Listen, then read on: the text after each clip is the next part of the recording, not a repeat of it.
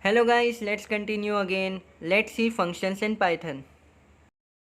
Let's see functions in Python. Function is basically a block of statement which is designed to perform some task. There are two main purposes of creating a function. Number one, we have already seen that if we write anything in the REPL, it gets executed as soon as we hit enter. But if we are writing some piece of code that we don't want to get executed and we want to execute it in the later stage, then we should use function, because if we are writing anything inside the function, it will not get executed till the time we have called it. The second important purpose of using function is to wrap up the repeated piece of code into a single entity instead of writing it again and again. Functions promotes DIY approach, that is, do not repeat yourself. The main benefits of using function is that it allows our program to be concise, non-repetitive, well organized, and also helps in maintaining our program and also makes it more readable and understandable. There are two types of function, that is built-in function and user-defined function. We have already explored some of the built-in functions such as print function, type function, and today we will be creating our own function that is also known as user-defined function. Let's see the basic syntax of function.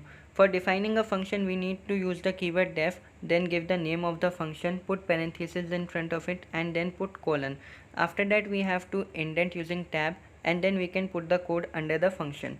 Once we have did this, we have created our function successfully.